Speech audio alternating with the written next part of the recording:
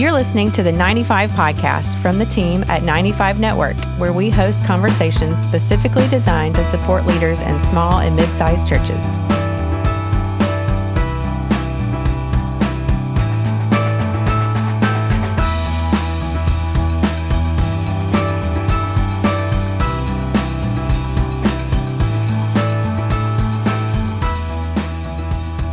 Hey everybody, welcome back to the 95 Podcast. This is Dale Sellers, Executive Director at 95 Network, and I'm with my favorite New Yorker again.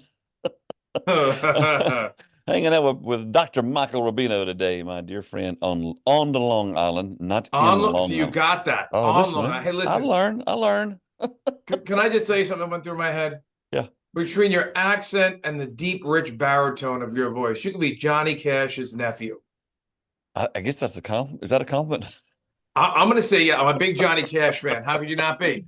Well, I mean, I still am amazed that New Yorkers would like Johnny Cash. So, oh, come on now. He's the real deal, and I guess that's the thing. And I will say this about you guys in the old New York area. Y'all are the real deal too. And I love you for it.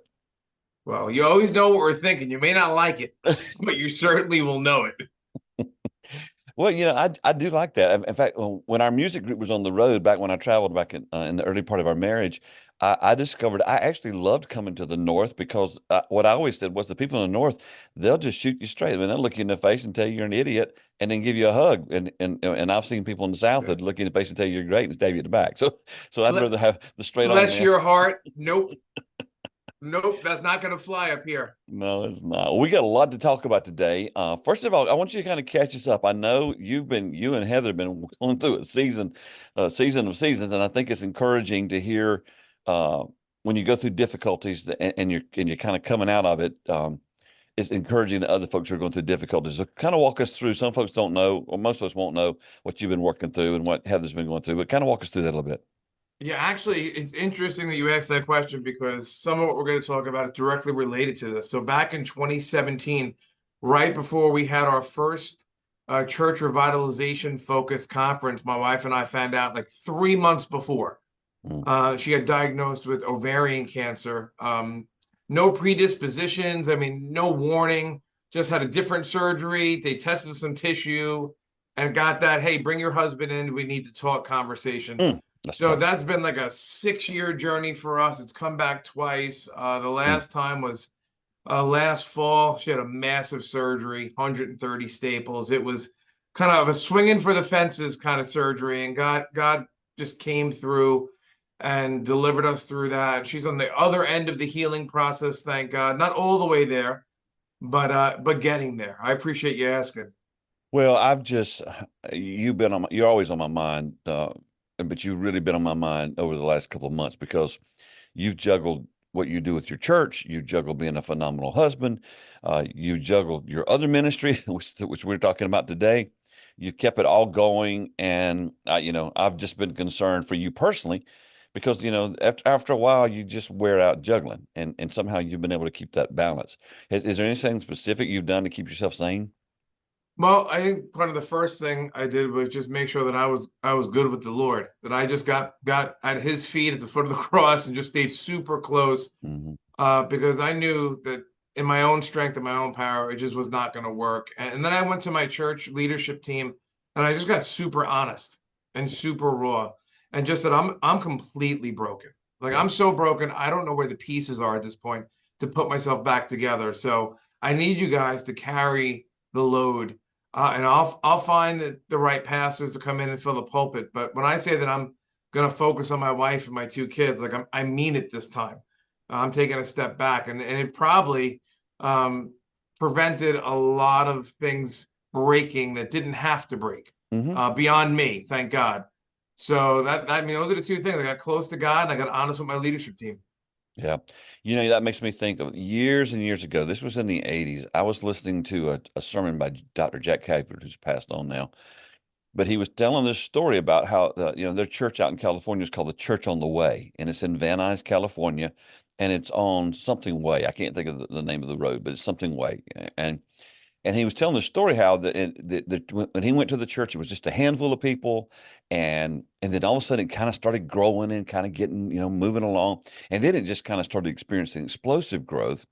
And he kind of got out of the right rhythm of life, if you know what I mean. He just kind of got focusing in the wrong direction on some wrong things. And so they were coming up on Easter, and he was like, he just panicking. I don't know what I'm going to do. Just kind of, we, as pastors, we lose our minds sometimes. And so he was praying. This is a few weeks before Easter. And he was praying one morning, and the Lord spoke to him and said, I want you to take a 40-day sabbatical. He said, because you're getting in my way. Now, it's called Church on the Way. And so God really kind of, took him to the woodshed. And so he went in to talk to one of his associate pastor, and they talked a little bit, and he said, I want to ask you a question. Did God tell you anything this morning when you were praying for me? He said, yes, sir. He said, do you remember what he said? And he said, yes, sir. He said, do you want to tell me what he said? And he said, no, sir. That's encouraging. He said, okay, it's okay. Tell me what he said. He said, you're getting in my way. He said, that's exactly what he told me. And so he took a 40-day sabbatical. It was the first time he ever took a sabbatical. I think it was his 7th year at the church, if I remember correctly.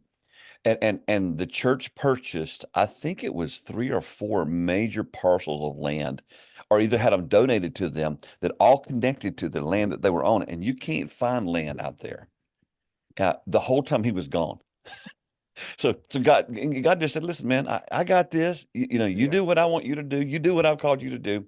But he preached, it was 2 great sermons he preached, Michael. One was called Keeping in God's Way. Go with the flow of the Lord. Listen, keeping your life, prayer life and your focus up, and, just stay in tune with Jesus.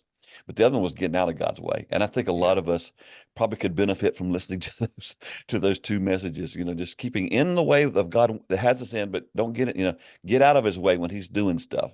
I wish every church would hear that, right? So I think number one, like part of the epidemic in our country, with churches, is that we're not in God's ways anymore.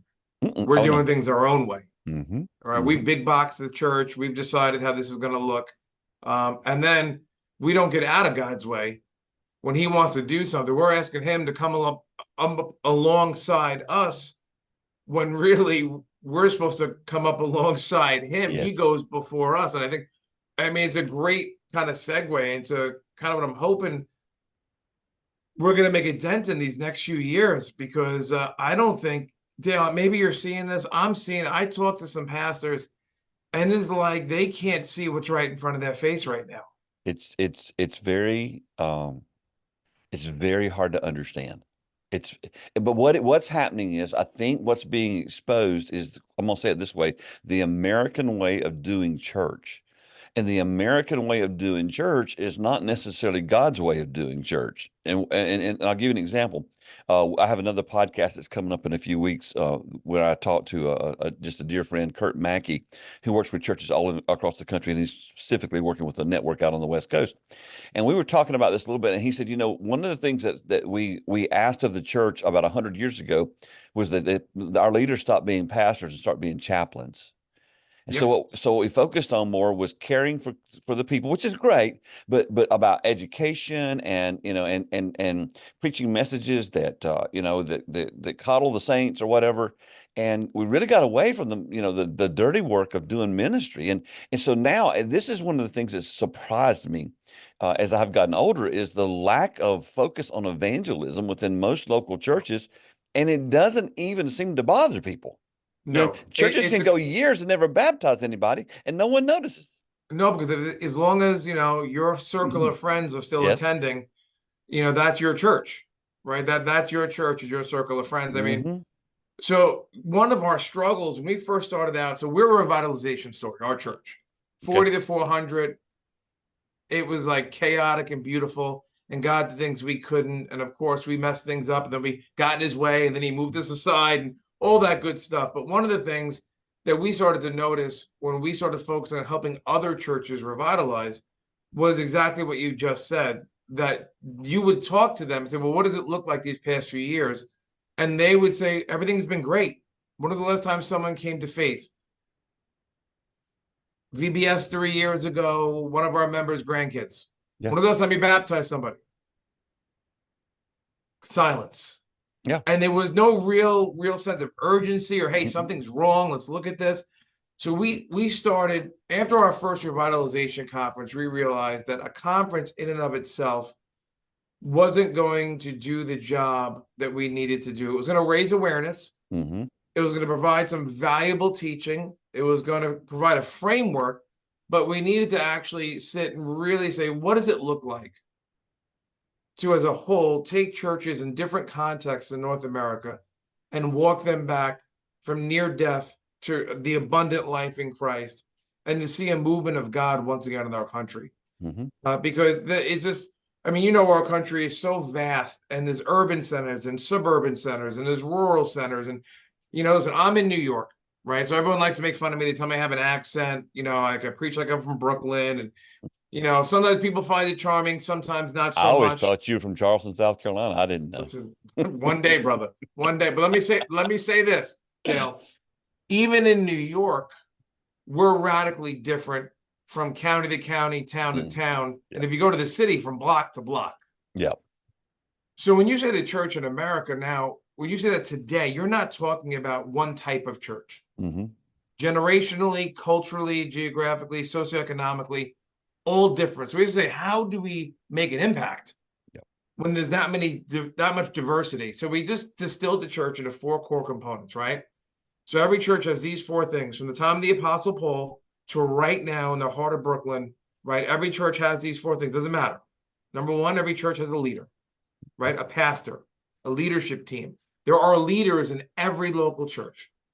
Number 2, every church has a congregation. There are people that attend. Mm-hmm. Number 3, every church is in a neighborhood or a community, right? It's geographically somewhere. Yeah. And number 4, it's going in some kind of direction. Right? It may be going in circles, it may be going backwards, but it's going somewhere, Dale. Right? Most of the time, I'll be honest, most of the time, it's just kind of drifting endlessly. Is it possible, though, that some of them are just not going anywhere? Is that like going in circles? I mean, they're like idling. They're idling on the curb, right? They're not like, actually. So really, the conference and this next step is called the Revitalize Roadmap, is really designed to bring awareness in these 4 key things. So the first thing is, man, if the pastor doesn't see it as a problem, that's a problem. Mm-hmm. And listen, as a pastor, I hate to say this out loud, so cover your ears, other pastors. Sometimes the pastor is the problem. Yes, yeah. I don't mean to say that to be mean, or I don't want to beat anybody up. But a lot of pastors weren't trained to do what they do, and then they don't know where to turn. And look, you read my book. I was embarrassed to tell anybody. So I spent 75% of my energy trying to cover up the areas of what I didn't know what I was doing. And what I want everyone to know who's listening is, you're not just the leader of the Revitalization Center, or I mean, you also pastor a local church week after week, which is, we commended that church because they stepped up so much to help you and Heather through this difficult season you've been in. And so a lot of us, we're tired, we're worn out, we're fried. But when you do that, and I'm gonna give you a really good, very fresh example. So I'm literally building a new home right now. And when I say I'm building, I'm doing it. I'm doing the construction. Not a metaphor. I grew up doing. Not a metaphor. Yeah, I grew up doing it with a friend of mine, and I had to text him today and say, "Look, I don't think I can work tomorrow." And this is a Monday, so Tuesday's the work day, because I think I pulled something in my leg and it won't let me work. Now, what I have been known to do, my mode of operation is to suck it up and try to work, keep on going. Yeah. But what I've discovered is, if you keep doing that, you get worse off, and you'll get yourself in a situation where you can't do anything. Are you seeing that with pastors? Yeah, they get to a point where they start getting bitter and frustrated, and they're so unhealthy emotionally and spiritually, and sometimes physically, from all the stress. Mm-hmm. They kind of shut down, but they're there. So they're there, but they're not really effective. And it's not because they don't love the Lord. It's not because they don't love people. It's not because they don't want to make a difference. It's because they've just gotten to a point they don't know what to do. And let's be really super honest. Culture has shifted. Even since the first conference in 2017, culture has shifted in a way that is incredible. I mean, so we're living in a different world post-COVID than pre-COVID. I mean, COVID was like pressing a fast forward button. Mm-hmm. So part of like what we focus on at the Church Revitalize Conference and the Revitalize Roadmap is pastors and leaders. Like, hey, we want to help you, invest in you. Like, we call it driver's ed. We want to take the driver of the car to driver's ed. You don't just get on the road. right? Not learning the rules of the road, Yep. not preparing, not having someone teach you. So we've found out there's a few areas that pastors, by and large, and let's remember the average age is almost 60 now. That's scary. That's Right. scary. Less than 15% are under 40. So that's a whole nother issue we'll talk about another day. Yeah. But like, so 60 years old, the seminaries that train these guys didn't have any ideas about computers or social media. The churches were run radically different. The expectations were radically different. It's just radically different. And so we look at a few different areas. We look at a pastor's head, right? Who are you? What's your personality? What's your temperament? You know, God will use that. He gave you a personality for a reason. He gave you a temperament for a reason. Is it healthy? Are you spiritually okay? What's your heart like these days? Are you to the point that you're just doing like you're just studying for a sermon that you don't not really devoted to spending time with God for any other reason than because you're a pastor, which happens more often than we like to admit. Hey, I got my hand up. That's where I got to when I was pastoring, where it was just like, man, I could, I had to get a message together, and I'd plan series, and it helped me do that. But it was work. It wasn't fellowship. It wasn't relationship. It was work. Yeah, and that's just someone said to me once when I went through the same thing. He said, Mike, I think you've gotten so busy in the work of the Lord that you forgot the Lord of the work. Yep. And he just devastated me with that one sentence, just deconstructed my whole life. And then there's another thing that I think pastors are scared to talk about is their emotional health. Yeah. Oh, that's why we're doing Soul Care Essentials. Oh, man, let me tell you something. You've done soul care for us. And I'm not saying this because it's your podcast, right? I'm not saying this because you're my friend. I'm saying this because it's true. If you can do a soul care conference at your church for the pastors in your community, for yourself, you have to. You need to. It is neglected. Pastors are burnt out. Like up to half have considered quitting. Yep. I've done countless emotional health assessments of local pastors from all around the country. And you ready for this? Now, I've done a lot of these. I want you to guess how many emotionally healthy adults you think I found in the pastorate. Say I've done a few hundred of these. How many were emotionally healthy adults? Less than 10%. 3, not percent. 3. And so that I've had this burning question here for 5 minutes. I'm gonna throw this at you. So is it possible to be in this wrong state where you're not healthy in your soul and you're going through the motions? Is it possible to be in that and you've been in it so long you don't know you're in it? It is likely. It's more than possible. Okay. It's likely. You're not going to see it. Mm. You're going to rationalize some behaviors. It's incredible how emotionally unhealthy pastors are. And I think part of it is people put this burden and this expectation on us that we're not a person, we're a pastor. Therefore, we can't admit anything. So we put on the game face, we suck it up, we feel bad if we have any emotional. But listen, Jesus wept, right? Jesus got so anxious, he sweat blood. Like, what makes us think that we can carry the weight? So we do some drivers that, Dale. We want to look at your head, your heart. We want to look at your hands, some of your practical skills. What have you not learned that we can find you some resources to help you learn? Let me give you free some of you up. There's some things you just can't do because you don't know how to do it. And there's nothing wrong with that. One of the things that's happening, as I build my house now, I grew up doing this. I've been building houses since I'm going to work with my dad since I was 6. I'm 61. I know how to do that because it was in my DNA and I was trained and I'm learned. There's a lot of folks who can't build anything. And there's nothing wrong with that. Nothing wrong with that. You got to know what you can do and what you can't do. I'm a demo guy. If you make a mistake, you want me to knock it down, I will. But that's about it. I'm a laborer, Dale. Well, I don't need you on my job right now. It's all new. And then we talk to pastors about their home life. What I mean by that is, how's their relationships doing? Do they have friends outside the ministry? Does their wife feel like that they're a mistress and the church is actually the spouse? Are you discipling your kids, not just the church kids? And so it's amazing how when we deal with this in the conference and then we get these pastors and cohorts and these leaders, how they unburden themselves and start to see themselves as a person again. And not just a pastor. And then the second core component of a church that I think we have to always be aware of and talk about is the actual congregation. Right? I kind of view that as like, if you're about to go on this long, rigorous road trip, right? you might want to take your car into the shop and get an inspection. Just pop the hood, Mm-hmm. make sure that everything's working the way it should be, see what's not, make sure you fix it.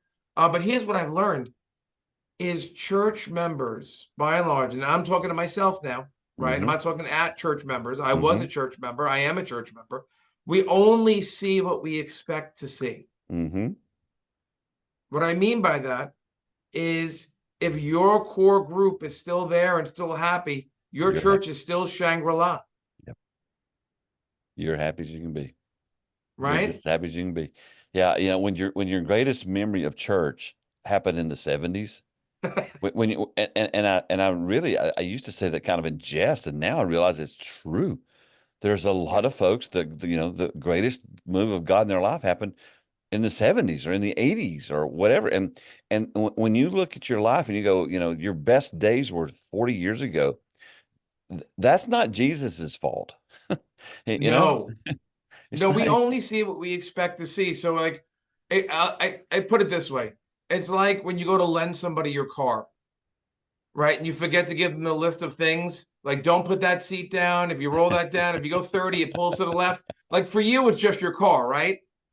But you realize everything that's wrong with your car when you try to lend it to someone else. The same way with churches. Mm.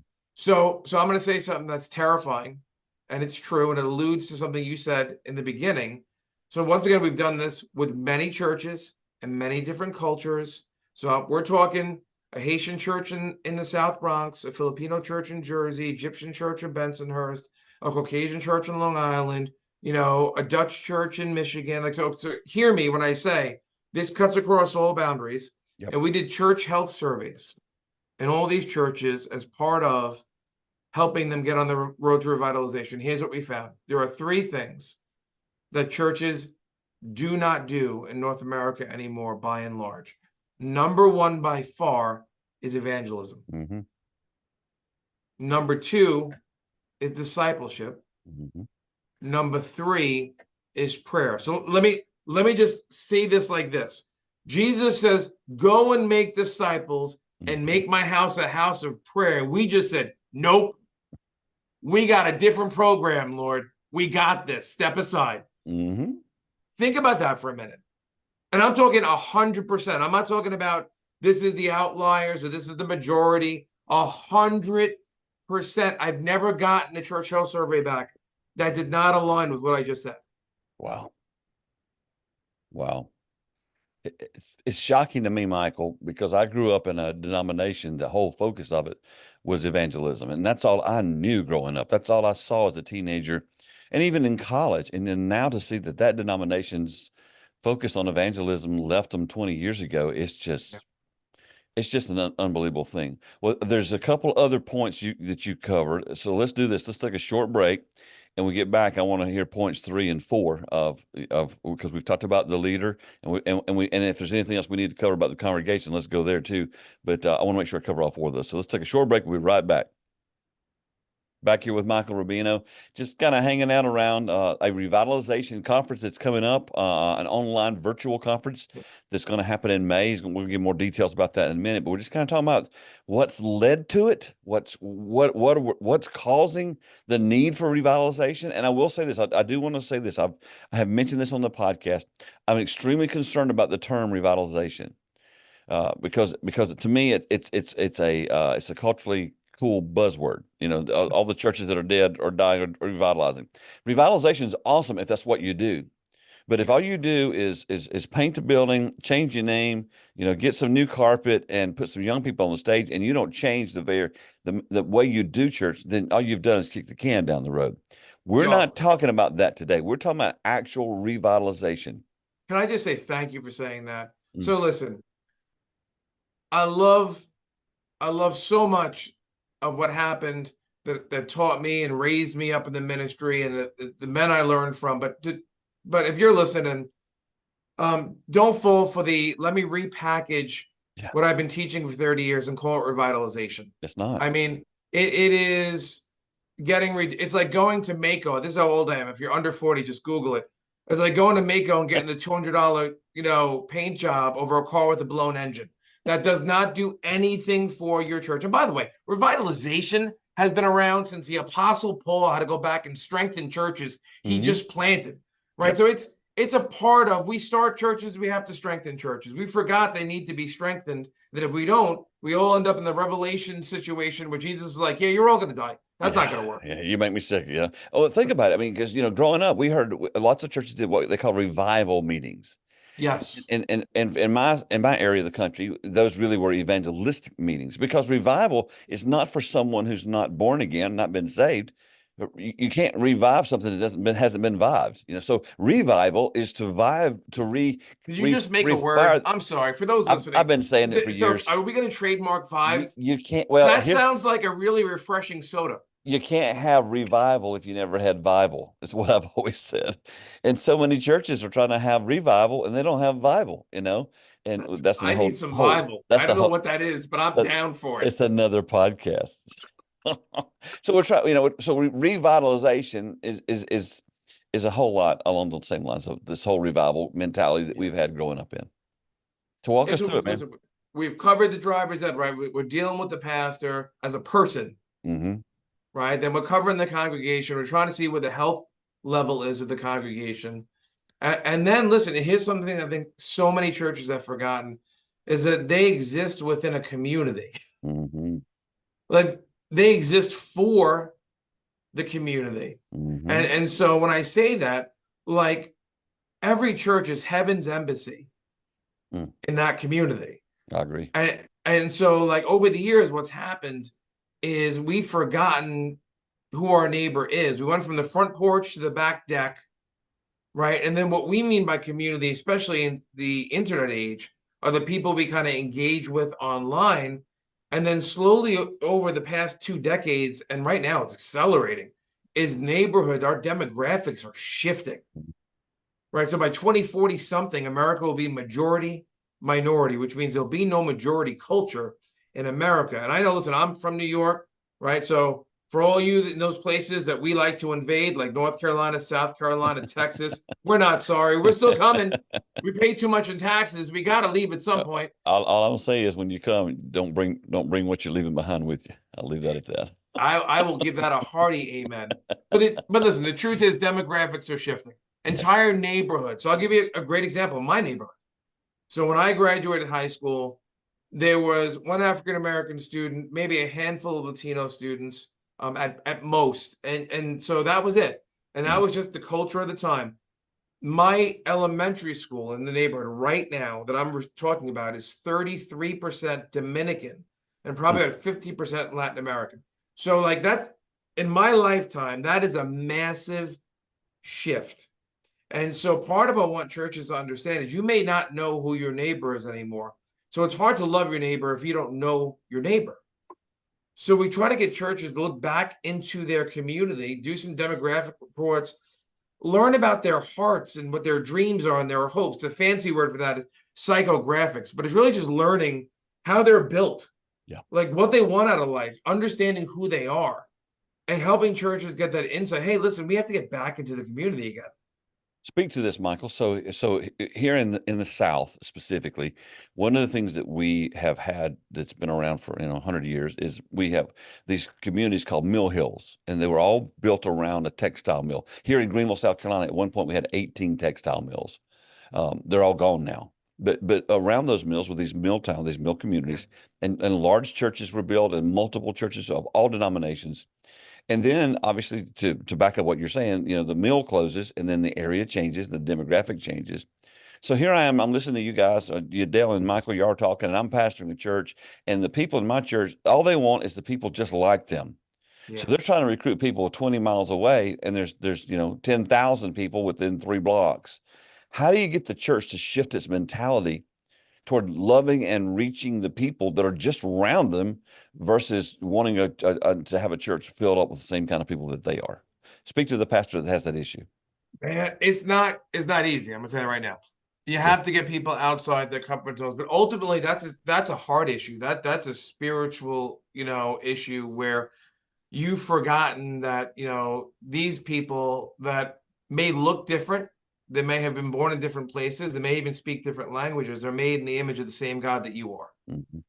Right? So you got to speak to the heart issue And it's a lot of, some people aren't going to want to make that change I think a because, lot of others just will not refuse to. and then what will happen is they'll cease to be a biblical church and God will snuff out their lampstand. Listen, Revelation is clear, every tribe, tongue, and nation. Mhm. So when the Bible tells me I'm to love my neighbor, it doesn't say if they look like me, vote like me, talk like me, were born where I was born. It just says love my neighbor. So we just consistently over the years have just beat the drum that whoever moves into our neighborhood is who God has called us to reach. And that it doesn't matter to us if people look like us. We're not going to ask anyone at Cornerstone to fit into a mold. All we ask is everyone allows Jesus to mold them. But you gotta continually remove all the stuff we've attached to the gospel. Mm-hmm. Our preferences, our political affiliations, Mm-hmm. our cultural affectations. Listen, I have people in my church know I'm Sicilian, right? So anyone from New York is like, oh yeah, definitely. Because I won't even say I'm Italian, I'm Sicilian. My culture is important to me. I love my culture. I love my people. But here's the truth. All people are my people. Yeah. Because we're all made by the same God. That's the so truth. I can celebrate who I am while also celebrating who God made someone else to be. And so we just constantly have to reinforce that. So we went from a church where people who look like us would drive through 2 towns to come to a church now that is incredibly diverse, from our leadership down to our kids ministry. It is incredible what God has done in just a decade by us just saying we're going to love our neighbor, whoever they are. From a practical perspective too, Jesus dealt with this head on when he was in Samaria, and and he fed the woman at the well, that whole experience. And then the disciples come up and they're like confused, because he wants physical bread, and he looks at them and he says, look, just open your eyes and look, the fields around you are ripe for harvest. They couldn't even see what he was talking about because he was referring to the Samaritan people who were right in front of him. And what were in front of them. So what he did was he took them and put them there, And so I'm thinking, like, from a practical perspective, do you know of any things that people can do, or churches can do, or pastors can do to get them to be kind of re-engage with their community? Part of what we did is we just met our community where they were at, right? Okay. And that's part of what we do. What does that mean? Yeah, so we talk about this at the conference. We talk about this when we do the roadmap cohort, is we take the demographic and psychographic reports and we look for, we call them like little nuggets, or it's like sifting for gold. What is going to help me understand my community better, love my neighbor better, and kind of meet them where they are? And I'll give you an example. We worked with a church that was in a neighborhood that had 4 times the number of single mothers than a national average. And that was that one piece, like, wait a second. Like, and the church itself had no kids. Yep. So what we started doing was formulating a way to reach into that population by after-school programs and backpack drives and summer programs. And the church just came alive. I mean, I can't tell you how many single moms and kids got saved and families were healed. And so part of it is just finding out where they are by getting some, not what you think is there, but what is really there. That's why these assessments are important, right? And then just saying, I am willing to meet my community where they're at because they're important enough that God sent Jesus to die for them. So I could certainly cross the street for them. Yeah. One of the things we do when we do a vision day is we talk about, a primary demographic. Typically, most churches want young families with kids. And so, and that's the norm. And it's because that's what they don't have typically. And so we say, okay, well, let's take a few moments and let's assess, what do those folks value? And we always, here's the differentiation. We want you to talk about what they value, not what you want them to value. Yes. That's huge. That's huge because, you shouldn't be surprised. Oh, this is so old fashioned, man. I'm going to date myself with this one. You shouldn't be surprised when sinners sin. That's what they do. You should be surprised when Christians act like that. And meet them where they are. Let me say this. One of the things that I said it offhanded, so I get no credit because it was just the Holy Spirit doing it. It wasn't my notes, right? I said years ago at our church that Christians are the only army in the world that shoots the POWs is supposed to set free. And so part of that, people kind of got that in our church, and it's become lingo here. that we look at everyone in our neighborhood as a POW that we've been called to set free. Mm. You don't shoot POWs. Mm. We have no enemies. Our enemies are spiritual principalities and powers. So once we started seeing our neighbors as people, even if they didn't look like us, vote like us, act like us, that didn't matter to us anymore. That's so good.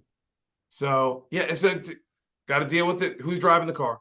Yep. You got to deal with the car itself, because Mhm. it doesn't help you get broken down on the side of the road. You have to know where you're going. Mhm. And our destination is always the neighborhood. It's always the community, Mhm. because the gospel goes forth. Go and make disciples. Wait a minute. Didn't Jesus say, sit and let them come to Come you? and gather and No, build walls, not didn't bridges. didn't he say, y'all sit in your churches and they'll come watch you do your thing? I'm pretty sure he said the smaller you get, the holier that you are. I think there's a few things I think is in there. So he said go and tell. He didn't say sit and watch. I'm pretty sure you're right about that. Okay, just making sure. And then finally, listen, so we deal with all those things, and then we come up with, hey, listen, let's start and let's plan the route. Let's just take one or two things Mhm. that you could do. Now, you know who you are Mhm. as a person and as a pastor, right? Hopefully the pastor is starting to heal. They're starting to see where they're lacking. They're starting to see where they're strong. Then we see where the church is at. We start making progress, healing some of that health and some of those issues. We know where the community is at. And then finally, we just focus on what steps can we take to get back on the road to greater health. If you do this, every church will have a different revitalized roadmap, but they will all lead to the same place. Okay. And that is back into their community, right? In a more effective, healthy way, bringing the gospel to the lost. So the first one's the leader. The second one's the congregation. The third one is the community. What do you call the fourth one? Fourth one is planning your route. We're just making directions. Like, you don't leave and say, I'm taking a road trip to California. Mhm. And I'm going to date myself now. Pull out a Rand McNally. Maybe you don't anymore. Maybe you just go in your app on your phone, but you're doing it. You're not just going to pull away at the side of the road saying, I figure we'll get there. I know my general direction. You're going to make actual directions. And one of the things we try to tell churches is you overestimate what you could do in 1 year and underestimate what you could do in 10. Mm. So let's just take one or two reasonable steps towards greater health, because it does not help if you make a plan that's so big and it fails even bigger. Yeah. And I see pastors get so excited. And if I get to say one thing, Pastor, I love the excitement, and I love that we serve a big God. Hear me. He can part the Red Sea. He can do anything. But he also wants you to use your brain and not fall flat on your face. Like step one. You got to have a strategy. See, for my time growing up, it's like we had 20-year plans. I remember I was part of a church one time. We were in a massive building campaign, hired this firm to come in. Back in the day, we paid $100,000. This is in the 80s.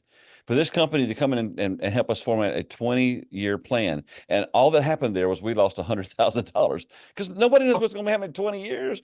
Even with our 20-year plan. Yes.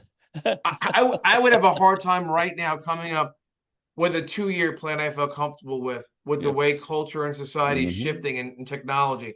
We shifted our vision day from doing a 5-year vision plan to pull it back down to let's talk about where you could be in 3 years, because that's it. I mean, it's everything shifts so much. It's as most you could do, right? That's where we're at this point in culture. So everything we do in the Church Revitalize Conference, everything we do in the Revitalize Roadmap will fit into one of those different key core components of every single local church. It's either going to be, pastor focused, leader focused, because that matters. Congregation focused, church health focused, that matters.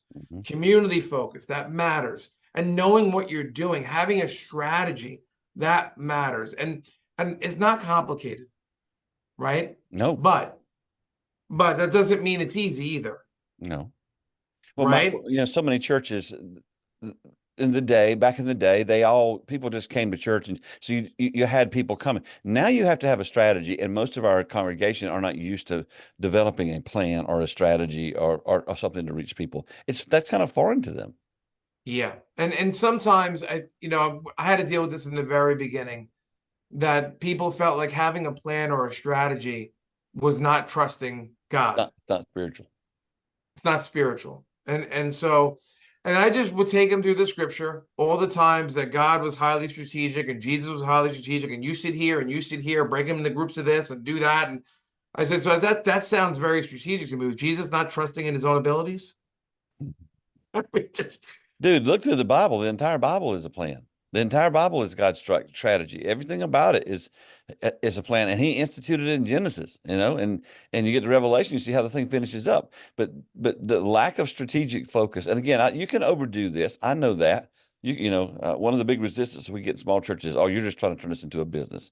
No, we're not trying to turn you into a business, but you do need to have a strategy, a plan of what you're doing, where you're going. And honestly, you need to know your mission, which is what we believe is why you exist. If you don't know why you exist, then how can you do anything if you don't know what you're trying to accomplish? Yeah. We had that. So my first meeting with the elder board here, I said, I think we need to change the mission statement. And it probably wasn't so wise, to be honest. I'll be totally transparent. First time out to say that, but I'm a bit of a bulldozer. Mm-hmm. You know this. And the head elder said to me, "What's wrong with it?" I said, "Tell me what it is." He said, "I think it's in our bulletin." I said, "That's exactly what's wrong with it." Yep. Totally Because you don't know what it is, and you're the head elder. It may or may not be in the bulletin. Nobody knows what it is. Michael, I've done vision days where the pastors had to pull up the mission statement on his phone to tell me what it is. I'm going, listen, dude, if you're the pastor and you don't know the mission of the church, I'm pretty sure the people in the church don't know it. And again, this is one of these things that we overcomplicate. Everybody feels like it's got to be, 10 pages long in King James English. And what we teach with our vision day is simply this. Your mission statement should be 12 words or less. Yeah. 12 words or less. Just explain why you exist, and you can add all the other stuff to it, but it's too complicated. We've made everything too complicated. Yeah. So talk to us. In the last few minutes we have in the podcast, you have a conference coming up. It's a virtual conference. I think we're doing it in May. Kind of walk us through that and what it's all about and how people can get involved. Yeah, we're super excited. So we have some of the best, most practical leaders with a heart for the Lord and for people that are leading some sessions that are going to really bless churches. And so it's called the Church Revitalize Conference. It's going to be in May. And so we don't have the date exactly locked down. It'll be in the notes probably in this episode at the time we recorded this. And the reason why we don't have those dates locked down, I'm very excited about, because we want to do something that's a little more of a hybrid model. Mm-hmm. Well, like I said earlier, the conference is great reaching a large audience, but we want to engage pastors on an individual level. So every session we have will be a half hour of content and then a half hour of a speaker in a virtual green room where those who are watching. So if you're going to sign up for the conference, you're actually going to get a chance to meet Dale Sellers virtually and hear more about soul care, hear more about vision days, hear more about 95 Network from him, engaging him. And you can ask questions about his session and you can take next steps with his organization. So I'm super excited because not only is it then the big conference draw where people can sign up and receive information, they can engage with someone who could help transform the ministry. That's been the hugest part of our conferences is that, we do a 30-minute, 40-minute session, then we do a 20-minute breakout. Yep. The 20-minute breakout is always where the meat is. And that's, so we're just going to model that, right? It just works. Yeah. So in May, we're going to have it. We'll have about 8 or 9 sessions. We have Pastor Joel Wayne from Be the Church, Carl Vaders from Small Church in the Church Lobby, Dale Sellers, you may know him from 95 Network. Heard of the guy. We have some speakers from Compassion, Richmond Wandera from Pastor Discipleship Network, Cassie Hammett from Sen. I mean, we have some incredible speakers, and I'm really excited because they each speak to one of these key areas that could really help get a church back on the road to greater health. And my hope and my prayer is that we have something called the Revitalize Roadmap. And like I said, we designed it to actually work in any context. We just took it down to the biblical key components of any local church. And we want to form some cohorts in the dozens, if not hundreds across our country, so that pockets of revitalization can break out in the body, so that revival can break out in the community. Okay. So that's the hope and the prayer. How do you attend this? What's the sign up? How's it work? So you can sign up in 3 different ways, right? So the virtual conference, there'll be information below in the podcast. We'll email some stuff out. You can sign up individually. So let's just say, hey, listen, I just want to sign up myself. I want to see what this is all about. And then you can sign up for your entire leadership team that your church can sign up for. And then we're hoping some churches will take a next step, and there's a third level of sign up. So it's $29 for the individual, $49 for your whole team. And then if you want to sponsor another church and say, listen, we're going to pay for our church, I don't pay for another church to do this, because some churches can't afford even $49. Yep. You can sign up for $100, and you know what? You'll help another church experience some revitalization. So it really super simple. There'll be next steps. There'll be engagement. We want to get to know the people that are attending this conference, even though it's virtual. Is it 2 days? Do I understand it's 2 days? Or is 2 it days. 2 the days. same thing So both days? We're trying to work within the life and the rhythm of a local pastor. So for me, I tend to free up a little more towards the end of the week. Right. For my priorities in early, one of the things I always teach young guys that I'm mentoring is Sunday is always coming. Yep. Right. So hit your priorities first. So it'll be Thursday and a Friday. It'll be 12 to 4. We don't want you to take time away from your families. We want you to go home and be home.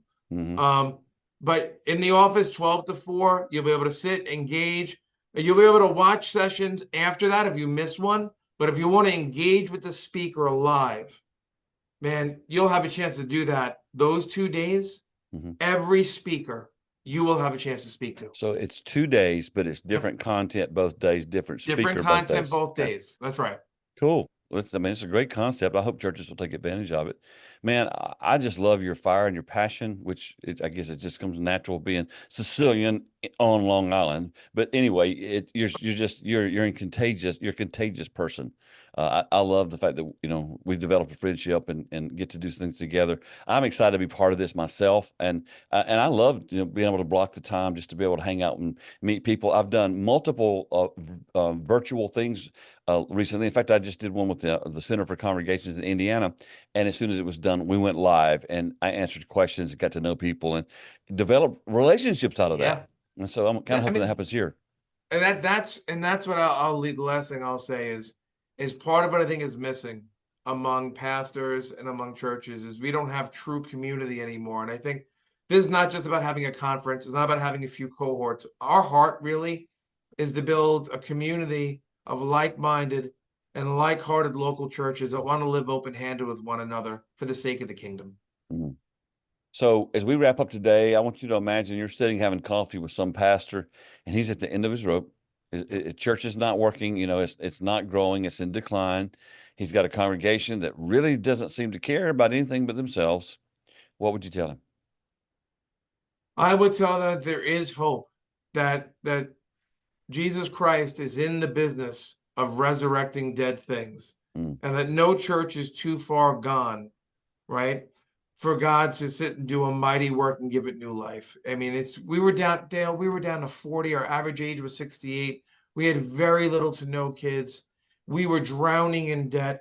There's a knucklehead like me. They voted in to be the pastor. I mean, if the odds were stacked against us, but God. So I'm just going to say, but God. That's it. He can do what he wants. He doesn't care about your ability. He doesn't care about your he is the resource. Yes. He just wants your availability. I just keep telling pastors every time we do a conference, just to remind them, listen, man, Jesus wants to reach the people in your community more than you do. He died for them. Just saying. And so we're not down here praying, hoping to talk, to get him to unfold his arms and bless us. He's waiting for men and women of God that'll just dare to believe him and trust him. And hey, if you don't know what to do, it's okay to say, I don't know what I'm doing. If you're not healthy, it's okay to say, I'm not healthy. You'll do it if you had physical health issues. Well, maybe it's time to work on your soul care a little bit too. So, man, I can't wait to be part of this conference. I'm excited about the potential it has and just connecting with these folks, man. So thank you so much for taking the time to put it on and especially in the midst of all of your craziness in the last 6 months. Listen, God has been good until the day he brings us home. My wife and I just committed. We're not stopping. So, well, I'm glad you're not. I'm gonna hang in there with you. Love you, brother. Love you too, man. Thanks. Thanks for listening to the 95 Podcast. We look forward to sharing another episode with you next week. In the meantime, visit our website at 95network.org. The website is loaded with great resources created for small and mid-sized church leaders. Until next time, have a great week.